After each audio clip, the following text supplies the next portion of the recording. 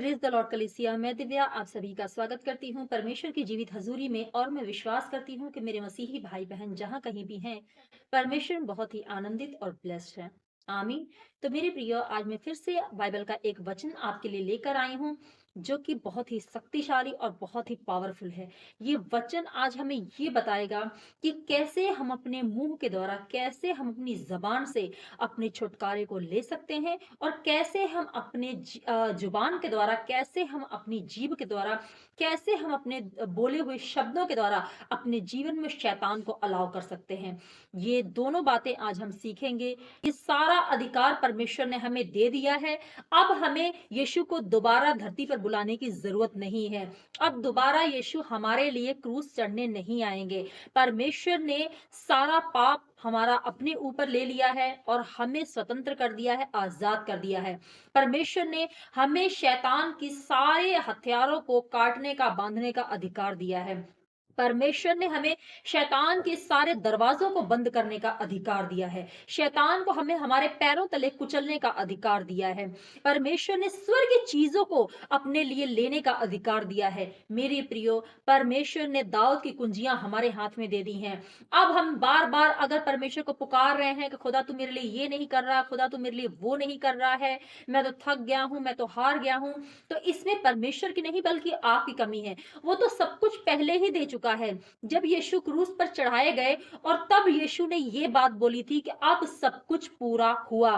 यानी जो कुछ उस अदम की वाटिका में शैतान ने आदम के और हव्वा के फल खाने के आज्ञा तोड़ने के पाप के द्वारा जो अधिकार, जो परमेश्वर ने आदम को, हव्वा को दिया था, वो जो जीवन जो दिया था, जो ब्लेसिंग, जो आशीषें उन्हें दी थी, जो शैतान ने उनसे छीन ली थी अदम की वाटिका में, उन्हें वापस करने के लिए ही यीशु मसीह हमारे पास आया है। मेरे प्रियो, आपका जीवन कितना ही बड़ा पाप में क्यों ना हो, लेकिन बाइबल कहती है कि जब तुम यीशु पर विश्वास करते हो तो तुम्हारे जो पाप हैं, चाहे वो लाल सुर्ख रंग के भी क्यों ना हो, वो माफ कर दिए जाएंगे। तो आज अगर आप यीशु को अपना उद्धारकर्ता मान चुके हैं, बपतिस्मा ले चुके हैं और आप परमेश्वर का लहू और मांस लेते हैं, तो मेरे प्रियो, आपके ऊपर कोई भी कर्ज और कोई भी पाप नहीं है। आपका जीवन बिल्कुल क्लीन और बिल्कुल साफ हो चुका है। लेकिन इसके बाद क्या? इसके बाद आपकी एक नई यात्रा शुरू हो जाती है। पहले आप जब बपतिस्मा नहीं लेते हो, आप यीशु मसीह को नहीं जानते हो, उससे पहले आपका जो जीवन होता है वो पाप में होता है। आप शैतान के कर्ज के नीचे होते हो, आप श्रापित होते हो। लेकिन जैसे ही यीशु का ब्लड आपकी लाइफ में आता है, आप यीशु के ब्लड के द्वारा मोल ले लिए जाते हो, आपका दाम दे दिया जाता है। फिर आप शैतान के नहीं, फिर आप परमेश्वर के बेटे और बेटी कहलाते हो। फिर आप इस पृथ्वी के नहीं होते हो। आपका जो संपर्क होता है वो इस पृथ्वी से खत्म हो जाता है, टूट जाता है। आप स्वर्गीय राज्य के अधिकारी हो जाते हो। आप फिर स्वर्ग की चीजों के पीछे भागना शुरू करते हो। क्यों? परमेश्वर ने कहा है कि अब मैंने तुम्हें वो सारी ब्लेसिंग, सारी आशीषें वापस दे दी हैं। क्यों? क्यों आदम से क्यों छीनी गई थी? जब आदम ने पाप किया था तो आदम से सारी वो जो आदम की वाटिका की आशीषें थी, खेलो, खाओ, फलो फूलो, इंजॉय करो, परमेश्वर के साथ संगति करो, महिमा करो, वो जो आदम को आशीषें मिली थी, जैसे ही उसने पाप किया वो सारी छीन ली गई। तो परमेश्वर ने यीशु को क्यों भेजा? ताकि वो हमें सारी चीजें वापस लौटा सके। तो आज यीशु आया, उसने हमारे पापों को अपने ऊपर ले लिया, और अब पाप जब चले गए तो क्या हुआ? हमारी वो वापस से चाबियां जो थी, आशीष की जो चाबियां थी, आशीष की जो कुंजियां थी, वो दोबारा हमारे पास आ चुकी हैं। तो अब आपको फिर से यीशु को क्रूस पर चढ़ाने की जरूरत नहीं है। यीशु दोबारा आपके लिए धरती पर नहीं आएंगे। आपको ये बाइबल दे दी गई है, आप इस बाइबल को पढ़िए। इस बाइबल में परमेश्वर के सारे वायदे, सारे वचन लिखे हुए हैं, जो परमेश्वर आने वाले समय में आपकी लाइफ में करेगा। हालेलुया। तो आइए हम वचन को शुरू करते हैं। लूका अध्याय 1 की ये यूहन्ना के जन्म की घोषणा है। जो यीशु मसीह के आने से पहले जो यूहन्ना था, ये उसके आने की जन्म की घोषणा है। तो वचन को हम पढ़ेंगे और जानेंगे। परमेश्वर का वचन कहता है, जकरिया नाम का एक याजक था और उसकी पत्नी हारून के वंश की थी, जिसका नाम इलिशिबा था। वे दोनों परमेश्वर के सामने धर्मी थे और प्रभु की सारी आज्ञाओं और विधियों पर निर्दोष चलने वाले थे। उनको कोई भी संतान न थी, क्योंकि इलिशिबा बांझ थी और वे दोनों बूढ़े थे। सबसे पहली बात तो हम ये जानेंगे, ये सीखेंगे कि जो जकरिया और उसकी पत्नी एलीशिबा थी, वो दोनों बहुत बूढ़े थे और उनके जीवन में कोई भी आशीष, कोई भी ब्लेसिंग नहीं थी। हालेलुया! और लिखा है कि कोई ब्लेसिंग, कोई टेस्टिमनी, कोई गवाही ना होने के बाद भी वो परमेश्वर के सामने बिल्कुल धर्मी थे, बिल्कुल पवित्र थे और परमेश्वर के सम्मुख चलने वाले थे। तो मेरे प्रियो, आप जब अपने स्वार्थ में होकर कुछ काम करते हैं, तो वो टेस्टिमनी लेना थोड़ा मुश्किल हो जाता है। लेकिन जब आप परमेश्वर के प्रति पूरी तरह से समर्पित हो जाते हैं, तो टेस्टिमनी आपकी लाइफ में बहुत जल्दी बनने लग जाती है। पहली बात तो ये कि एलीशिबा जो थी वो बांझ थी, उसके जीवन में कोई गवाही नहीं थी। परमेश्वर ने ऐसा कोई काम उसके जीवन में, उसकी लाइफ में नहीं किया था कि जिससे वो परमेश्वर की महिमा कर सके, लेकिन वो फिर भी परमेश्वर की महिमा करती थी। जकरिया फिर भी परमेश्वर के मंदिर में सामने परमेश्वर के उपस्थित रहता था। क्यों? क्योंकि उसे अपने ब्लेसिंग से ज्यादा परमेश्वर से प्यार था। जब आप परमेश्वर के लिए पूरी तरह से समर्पित रहते हैं, आप जब परमेश्वर से प्यार करते हैं, अपनी स्वार्थ को, अपनी अभिलाषाओं को छोड़कर, अपनी खुशियों, अपनी इच्छाओं को जब आप त्याग कर परमेश्वर के लिए पूरी तरह से समर्पित हो जाते हैं, तो परमेश्वर भी आपकी सुधि लेता है। हम इस वचन में देखेंगे कि आगे लिखा है कि धूप जलाने के समय लोगों की सारी मंडली बाहर प्रार्थना कर रही थी। उस समय प्रभु का एक स्वर्गदूत धूप की वेदी की दाहिनी ओर खड़ा हुआ उसको दिखाई दिया। जकरिया देखकर घबराया और उस पर बड़ा भय छा गया। परंतु स्वर्गदूत ने उससे कहा, हे जकरिया, भयभीत ना हो, क्योंकि तेरी प्रार्थना सुन ली गई है और तेरी पत्नी इलिशीबा तेरे लिए एक पुत्र उत्पन्न होगा, तू उसका नाम यूहन्ना रखना। आमीन। देखिए, कितनी ही आशीषित बात है, कितना ही ब्लेस्ड वचन है। परमेश्वर ने कहा कि तेरी प्रार्थना सुन ली गई है। अब जो तेरी पत्नी बांझ थी, वो अब बांझ नहीं रहेगी, अब वो गर्भवती होगी और वो एक पुत्र को जन्म देगी और तू उसका नाम यूहन्ना रखना। आमीन। देखिए मेरे प्रियो, ये टेस्टमनी कब बनी उनकी लाइफ में? जब वो बिना किसी स्वार्थ के, बिना किसी गवाही के वो परमेश्वर के सामने खड़े रहे। आप तब खड़े होते हो, आप कहते हो कि मेरी लाइफ में तो परमेश्वर ने ये काम नहीं किया, मेरी लाइफ में तो कोई टेस्टमनी नहीं है, मैं तो कर्ज में डूबा हुआ हूँ, मेरा तो पति नहीं सुधर रहा है, मेरा तो बच्चा पागल है, मेरे तो बच्चे के अंदर बुद्धि नहीं है, मैं तो इस बीमारी से जूझ रही हूँ, परमेश्वर तो कुछ काम ही नहीं कर रहा है, मैं क्यों परमेश्वर को मानूं? मेरे प्रियो, हम इस वचन के द्वारा देख सकते हैं कि जब आप बिना किसी गवाही के परमेश्वर पर विश्वास करते हो, आप परमेश्वर में खड़े रहते हो, तो परमेश्वर आपके टेस्टमनी को बनाता है। हम अब्राहम को देखते हैं कि अब्राहम की लाइफ में भी 25 साल पहले घोषणा की गई थी कि तेरे सारा से एक बच्चा पैदा होगा, तू उसका नाम इसहाक रखना। लेकिन मेरे प्रियो, वो जो टेस्टमनी थी, वो जो भविष्यवाणी थी, वो उसको कब पूरी हुई? वो उसकी लाइफ में 25 साल बाद पूरी हुई। लेकिन उन 25 सालों में उसने विश्वास बना के रखा। उसने ये तो नहीं कहा कि ये वादा तो पूरा ही नहीं हो रहा है, ये वचन तो पूरा ही नहीं हो रहा है। स्वर्गदूत आए थे, स्वर्गदूतों ने कहा था कि तुम्हारी लाइफ में एक बच्चा आएगा, मैं तुझे वंशज का पिता बनाऊंगा, तुझे मैं पूरे संसार का पिता बनाऊंगा, माता बनाऊंगा। लेकिन अभी तक तो मेरी पत्नी को कोई बच्चा ही नहीं हुआ है। उन्होंने परमेश्वर पर विश्वास किया, उन्होंने परमेश्वर पर संदेह नहीं किया। तो जब हम परमेश्वर पर विश्वास करते हैं और बिना अपनी टेस्टमनी को लिए हुए, बिना किसी स्वार्थ के, जब हम परमेश्वर की महिमा करते हैं, आराधना करते हैं, वर्शिप करते हैं और परमेश्वर के वचनों पर चलते हैं, चाहे वो हमारी टेस्टमनी बनाए या ना बनाए, लेकिन एक खुदा जानकर कि उसने हमें बनाया है, उसने हमारी रक्षा की है, उसने हमें अच्छा परिवार दिया है, 2 वक्त की रोटी दी है। हम जब सुबह शाम उठकर उसका धन्यवाद करते हैं, उसकी महिमा करते हैं, तो वो हमारे जीवन में टेस्टमनी को बनाता है। आमीन। तो हम यहाँ भी देखते हैं कि जो जकरिया था, एलीशिबा थी, उनके पास कोई गवाही नहीं थी, लेकिन इसके बावजूद भी परमेश्वर के सामने पवित्र बनकर परमेश्वर की महिमा करते थे। जकरिया धूप जलाने के लिए मंदिर में गया था। जिस समय वो मंदिर में गया था, उसी समय स्वर्गदूत ने आकर उसे एक भविष्यवाणी दी और कहा कि तेरे एक बेटा पैदा होगा। हालेलुया।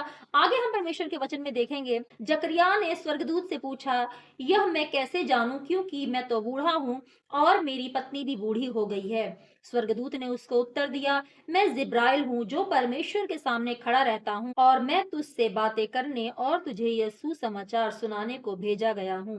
देख, जिस दिन तक ये बातें पूरी ना हो ले, उस दिन तक तू मौन रहेगा और बोल न सकेगा, इसलिए कि तूने मेरी बातों पर जो अपने समय में पूरी होंगी प्रीति न की। आमीन। मेरे प्रियो, ये वचन यहीं पे आपको समझना है कि जब परमेश्वर ने वो अपने दूत को भेजा कि जा तू जकरिया से बोल कि तेरे जीवन में एक बेटा उत्पन्न होगा, लेकिन जकरिया ने इस बात पर संदेह किया। उसने परमेश्वर के वचन पर संदेह किया। कैसे? जैसे आज हम बाइबल पर संदेह करते हैं। ये परमेश्वर के एक मैसेज है, ये परमेश्वर की भविष्यवाणी है जो हमारे जीवन में पूरी होने वाली है कि मैं तेरे वंश को बढ़ाऊंगा, मैं तेरे गर्भ को खोल दूंगा, मैं तुझे पापों से शुद्ध कर दूंगा, मैं तुझे शांति दूंगा, तू उधार लेने वाली नहीं उधार देने वाली बनेगी, मैं तेरा शैतान ने जो कुछ छीना है उसे लौटा दूंगा। ये परमेश्वर की भविष्यवाणी है, लेकिन हम क्या करते हैं? हम विश्वास नहीं करते हैं। पता नहीं ये पूरी होंगी या नहीं होंगी। हम इस वचन में भी देखते हैं कि जकरिया ने भी परमेश्वर की बातों पर संदेह किया। उसने क्या कहा कि मैं तो बूढ़ा हूं, मेरी पत्नी को बच्चा कैसे हो सकता है? तो इसीलिए स्वर्गदूत ने उसका मुंह बंद कर दिया था ताकि वो बोल ना सके। और उसने क्यों बंद किया? स्वर्गदूत ने यहाँ पे लिखा है, इसलिए कि तूने मेरी बातों को जो अपने समय में पूरी होंगी विश्वास नहीं किया। अपने समय में, यानी आज अगर बाइबल में परमेश्वर ने आपसे कोई वाचा बांधी है, आपसे कोई वचन कहा है कि तेरे जीवन में मैं ये बड़े कामों को करूंगा, लेकिन आपके अंदर धैर्य नहीं है, आपके अंदर धीरज नहीं है, आपके अंदर बहुत ज्यादा बेकुली है कि मैं तो इतना कुछ कर रहा हूं, मैं तो चर्च जा रहा हूं, दशमांश दे रहा हूं, पता नहीं मेरे जीवन में ब्लेसिंग क्यों नहीं आ रही, क्यों नहीं आ रही। आपको बहुत ज्यादा जल्दबाजी पड़ जाती है, आप धीरज नहीं होते हो। मेरे प्रिय, धीरज रखना बहुत बड़ी बात है। परमेश्वर उसी समय में आपको तैयार कर रहा होता है। अगर वो शुरुआत में ही आपको टेस्टमनी दे देगा, अगर वो शुरुआत में ही आपको हीलिंग दे देगा, अगर वो शुरुआत में ही आपको ब्लेस कर देगा, आपके फाइनेंस को ब्लेस कर देगा, आपको अच्छा लाइफ पार्टनर दे देगा, या आपको एक अच्छी कलीसिया दे देगा, तो आप आत्मा में कब तैयार होगे? परमेश्वर समय लेता है आपको तैयार करने के लिए। हम देखते हैं कि जब शाऊल की कहानी में भी हम देखते हैं कि जब शाऊल राजा बना तो परमेश्वर ने उसको तैयार करने का समय नहीं लिया, क्योंकि जो इजरायली लोग थे उन्होंने हाहाकार मचा दिया कि हमें राजा चाहिए, राजा चाहिए। परमेश्वर ने शमूएल को भेज के शाऊल का अभिषेक किया और शाऊल को राजा बना दिया, लेकिन शाऊल ने परमेश्वर के साथ चलने की तैयारी नहीं की, और वो जितनी तेजी से राजा बना उतनी ही तेजी से राजा बन के गिर भी गया। शाऊल राजा बना और वो गिर भी गया। लेकिन हम देखते हैं कि उसके बाद जब परमेश्वर ने दाऊद को राजा बनाया, तो हम देखते हैं कि परमेश्वर ने उसका 15 साल की उम्र में अभिषेक किया, लेकिन वो 30 साल की उम्र में राजा बना। परमेश्वर ने 15 साल, 30 साल, 20 साल उसे लिए तैयार करने के लिए। हालेलुया। मेरे प्रियो, परमेश्वर को पता है कि आने वाले समय में मैं ये बड़ी गवाही, ये बड़ी टेस्टमनी उसे देने जा रहा हूं। लेकिन इस बीच में परमेश्वर क्या करता है? आपको तैयार करता है। वो दुख भी देगा, तकलीफें भी देगा, परीक्षाएं भी आएंगी, लेकिन वो आपको संभाले भी रहता है। ऐसा नहीं है कि कोई दुख या कोई तकलीफ आ रही है तो वो आपको संभालेगा नहीं। जब पतरस पानी में डूब रहा था तो वहां पे पानी भी था, वहां पे शैतान भी था, लेकिन वहां पे परमेश्वर भी था। जब समुंदर ने अपना मुंह खोला और जब उसे अंदर खींच लिया, तो परमेश्वर वहां पे हाथ पकड़ने के लिए मौजूद थे। तो जब आपके जीवन में कोई भी परेशानी आती है या कोई परीक्षा आती है, चाहे वो शैतान की ओर से हो, चाहे वो परमेश्वर की ओर से हो, वो आपको तैयार करता है। उसी समय में आपकी टेस्टमनी और गवाहियां बनती हैं जब आप विश्वास के साथ खड़े होते हो। तो मेरे प्रियो, आपको ये विश्वास करना है कि बाइबल में जो कुछ भी लिखा है वो पूरा होगा। हालेलुया। मेरे प्रियो, यहाँ परमेश्वर के वचन में लिखा है कि तूने मेरी बातों की प्रतीति न की जो अपने समय में पूरी होंगी। यानी कि इस बाइबल में जो कुछ भी लिखा है वो आपके लिए है, मेरे लिए है, हम सबके लिए है। और आने वाले समय में परमेश्वर अपनी वाचा को पूरा करेगा। वो आपको ब्लेस्ड करेगा, आपको छुटकारा देगा, लेकिन आपको क्या करना है? अपने मुंह को बंद रखना है। अपने मुंह की जो घोषणाएं हैं, जो डिक्लेरेशन है, जो अंगीकार है, उन्हें पॉजिटिव करना है, उन्हें नेगेटिव नहीं करना है। यहाँ पर परमेश्वर एलिशिबा के लाइफ में एक बच्चा, एक बेबी ब्लेसिंग को देते हैं।